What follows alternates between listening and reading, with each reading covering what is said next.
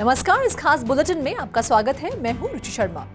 Virtual digital asset में पिछले 24 घंटों में भारी कीमतों में उतार चढ़ाव देखा गया, क्योंकि लिक्विडेशन प्रेशर के कारण बार के दोनों ओर कीमतों में तेजी से सेल ऑफ हुआ, जबकि फर्स्ट रिपब्लिक बैंक पर संभावित अंकुश और टेक कंपनीज की अर्निंग्स ने बाइंग एक्टिविटी के उछाल को हरा दिया है। बिटकॉइन मार्केट कैपिटलाइजेशन द्वारा सबसे बड़ी crypto currency crypto trading giant jump trading के बाद एक्सचेंजेस के लिए $26.6 मिलियन BTC डिपॉजिट करने के बाद $27,000 के स्तर के करीब गई। एक्सचेंजेस को टोकन भेजना आमतौर पर बेचने का इरादा दर्शाता है। मेटा द्वारा जनवरी-मार्च क्वार्टर की अर्निंग्स की घोषणा के बाद BTC करंटली $29,200 पर दिखाई दिया, जिसने स्ट्रीट्स एक्सपेक्टेशन को बेहतर किया है। ईथर हाल ही में लगभग 3% ऊपर $1,922 पर ट्रेड कर रहा था। मार्केट वैल्यू में दूसरी सबसे बड़ी क्रिप्टो करेंसी बुधवार दोपहर $1,789 के निचले स्तर तक गिरने से पहले $1,984 तक बढ़ गई। अप्रैल के फर्स्ट पार्ट के बाद इसकी सबसे लोएस्ट प्राइस। पिछले 24 घंटों में ग्लोबल क्रिप्टो मार्केट कैप 1.76% बढ़कर $1.21 ट्रिलियन हो गई। टोटल क्रिप्टो मार्केट वॉल्यूम 63.35% बढ़कर $65.34 बिलियन हो गई। DeFi में टोटल वॉल्यूम $4.93 बिलियन है, जो टोटल क्रिप्टो मार्केट के 24 घंटों के वॉल्यूम का 7.55% है। स्टेबल कॉइन की वॉल्यूम अब $58.89 बिलियन है, जो टोटल क्रिप्टो मार्केट 24 घंटों की वॉल्यूम का 90.13% है। बिटकॉइन की डोमिनेंस करंटली 46.88% है। दिन में 0.52% की वृद्धि हुई। IC15 इंडेक्स टॉप 15 टोकन का बैरोमीटर 1.6% बढ़कर 39,344 पॉइंट्स पर रहा।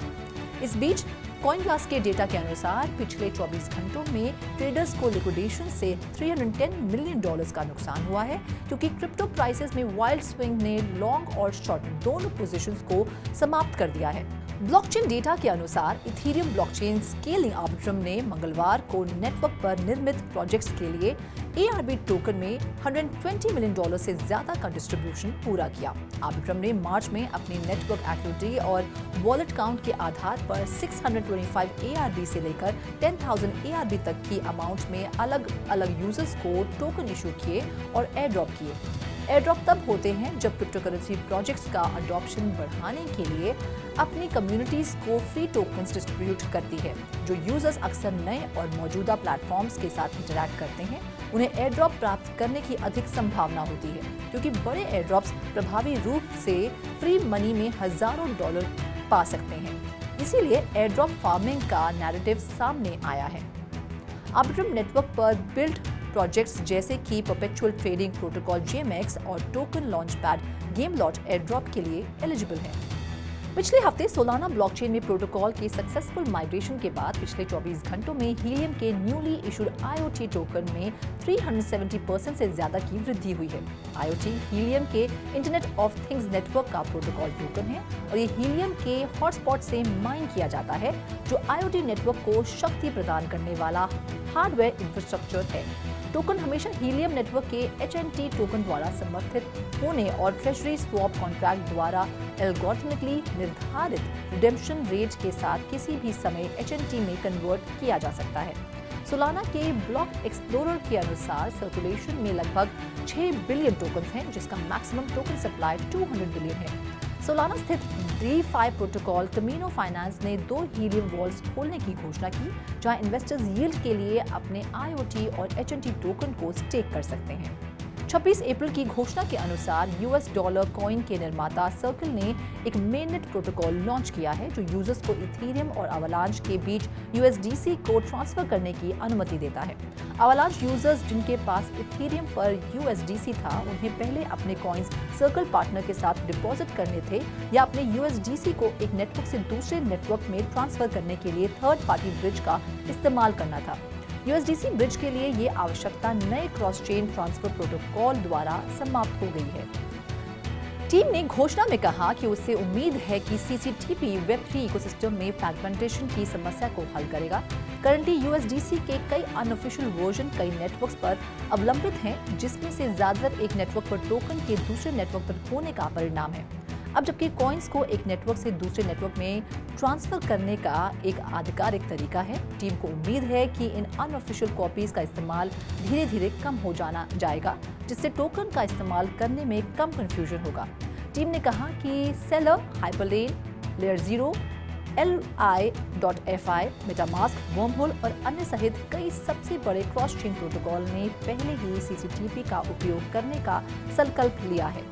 मिथिकल गेम्स का blockchain enabled NFL rivals mobile video game अब जनरल पब्लिक के लिए अवेलेबल है। पहले officially licensed NFL crypto game की रिलीज हालांकि एक ट्विस्ट के साथ आई है, जिसमें मिथिकल ने कहा कि ये पोल्काडॉट ब्लॉकचेन के लिए एथेरियम को स्वैप करेगा। कंपनी को उम्मीद है कि स्विच से उन यूजर्स की संख्या में वृद्धि होगी जो मिथिकल टाइटल्स खेलते हैं और अपने इन गेम डिजिटल एसेट्स या NFT का ट्रेड करते हैं। मिथिकल CEO जॉन लिंडन का मानना है कि प्रोफेशनल फुटबॉल पर आधारित एक वीडियो गेम जारी करके आसानी से अमेरिका का सबसे popular game NFL rivals mobile gaming के ल्यूक्रेटिव मार्केट में को टैप करने वाला है। ब्लॉकचेन पावर्ड टाइटल होगा। यूनाइटेड किंगडम देश के टेक्नोलॉजी सेक्टर को बढ़ावा देने के प्रयासों को आगे बढ़ा रहा है। ऑफिशियल द्वारा एक नए AI टास्क फोर्स के लिए फंडिंग की घोषणा की गई। यूके के प्राइम मिनिस्टर और टेक्नोलॉजी सेक्रेटरी ने 25 अप्रैल को घोषणा की कि वे एक टास्क फोर्स का समर्थन करने के लिए शुरुआती फंडिंग में $124.8 मिलियन प्रोवाइड करेंगे, जो देश की AI रेडीनेस को गति देगा। प्राइम मिनिस्टर ऋषि सुनक के अनुसार AI इकोनॉमिक ग्रोथ के साथ साथ हेल्थ केयर और सिक्योरिटी में प्रगति के लिए कई अवसर प्रदान करता है। टास्क फोर्स का मिशन पब्लिक सर्विसेज सहित सॉवरेन कैपेबिलिटीज को सुनिश्चित करना है, साथ ही साथ सेफ और रिलायबल फाउंडेशन मॉडल्स को व्यापक रूप से अपनाने को बढ़ावा देना है। ये यूके के 2030 तक साइंस और टेक्नोलॉजी सुपर पावर बनने के घोषित लक्ष्य के अनुरूप है। घोषणा के अनुसार AI यूसेज और इंटीग्रेशन का पहला पायलट पब्लिक सर्विसेज को लक्षित करेगा और अगले 6 महीनों में लॉन्च होने की उम्मीद है। यूके में लेजिस्लेटर्स ने पहले ही कंप्यूटिंग टेक्नोलॉजी में $1.1 बिलियन के इन्वेस्टमेंट की रूपरेखा तैयार कर ली है। PwC इंडिया के अनुसार भारत में लगभग 70% बिजनेस एग्जीक्यूटिव्स मेटावर्स को अपनी ऑर्गेनाइजेशनल एक्टिविटीज में इंटीग्रेट करने की योजना बना रहे हैं, जबकि 63 कंपनियां जो मेटावर्स के साथ एक्टिवली एंगेज्ड हैं, जिनका कहना है कि वे एक साल के अंदर अपनी ऑर्गेनाइजेशनल एक्टिविटीज में मेटावर्स को पूरी तरह से शामिल कर लेंगी। रिपोर्ट के अनुसार मेटावर्स एक वर्चुअल वर्ल्ड के साथ एक डिजिटल एनवायरनमेंट है जो AI, low no code platforms, blockchain, cybernetics, 5G, edge computing, digital identity models, community और पावर प्लेटफॉर्म्स, AR और VR जैसी उभरती टेक्नोलॉजी का उपयोग करके वास्तविकता की नकल करता है। PwC इंडिया द्वारा पोल किए गए 60% से अधिक बिजनेस लीडर्स ने कहा कि उन्हें मेटावर्स की डिटेल या अच्छी समझ है। 48% के पास अच्छी समझ है और 13% के पास डिटेल समझ है, जो पहले से ही उसका लाभ उठा रहे हैं। सर्वे में शामिल कंपनियों में 22% TMT, 19% के लिए FS, 16% के लिए फर्म्स और हेल्थ केयर, 15% के लिए रिटेल और कंज्यूमर, 12% के लिए इंडस्ट्रियल प्रोडक्ट्स, 9% के लिए सरकार और 7% के लिए ऑटोमेटिव और एडटेक है। TMT सेक्टर में काम करने वाले 79% लोगों का कहना है कि उन्हें डोमेन की पूरी या अच्छी समझ है।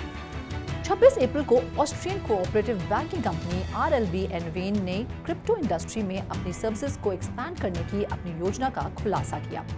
RLB एनवीन एक century old Austrian cooperative banking दिग्गज है। एक लोकल क्रिप्टो फर्म बिटपैंडा की कोलैबोरेशन से क्रिप्टो इन्वेस्टमेंट सर्विसेज को लॉन्च करने की तैयारी कर रहा है।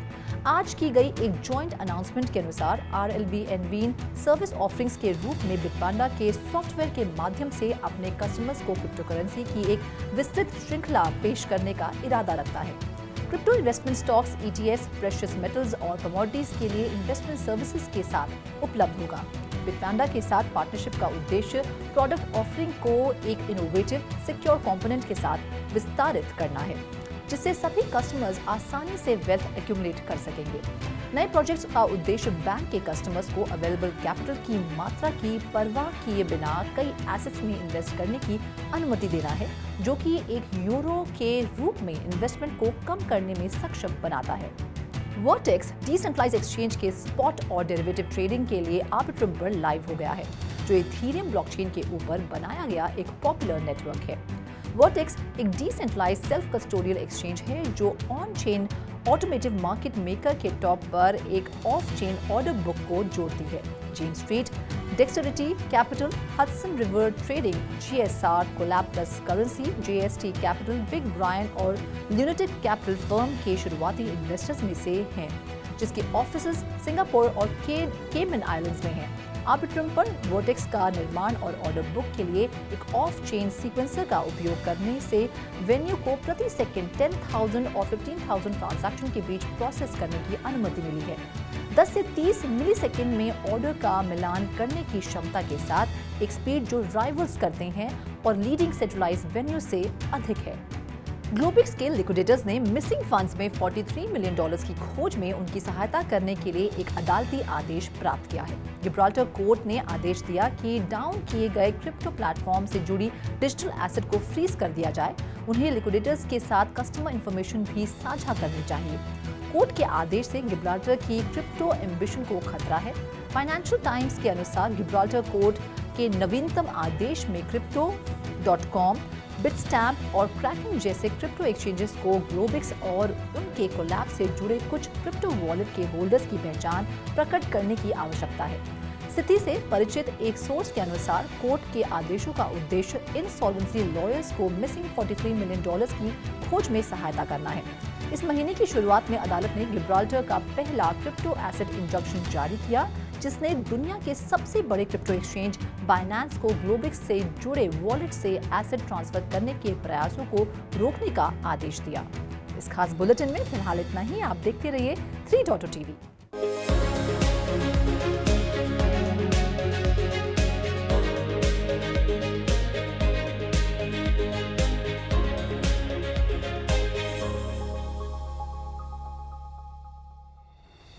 Virtual digital assets witnessed wild price swing in the last 24 hours, with prices making huge moves at the either side of the bar as liquidation pressure prompts sell-off, while potential curb on First Republic Bank and the tech company's earnings beat spurred bouts of buying activity.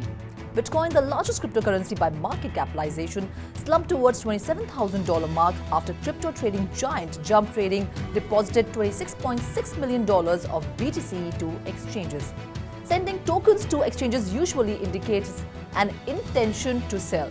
BTC has recovered to currently change hands at $29,200 after Meta announced January-March quarter earnings that have bettered the street's expectations.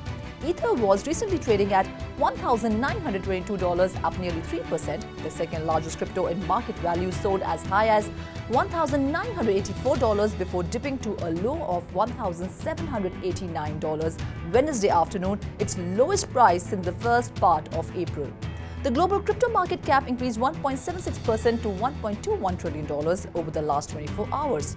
Total crypto market volume oversold 63.35% to $65.34 billion. The total volume in DeFi stands at $4.93 billion, accounts 7.55% of the total crypto market 24-hour volume. Stablecoin volume, now $58.89 billion, is 90.13% of the total crypto market 24-hour volume. Bitcoin's dominance is currently 46.88%, an increase of 0.52% over the day. IC15 index, the barometer of top 15 tokens, has improved 1.6% to 39,344 points. Meanwhile, traders endured losses of $310 million from liquidations in the past 24 hours, according to CoinGlass data, as the wild swing in crypto prices liquidated both long and short positions.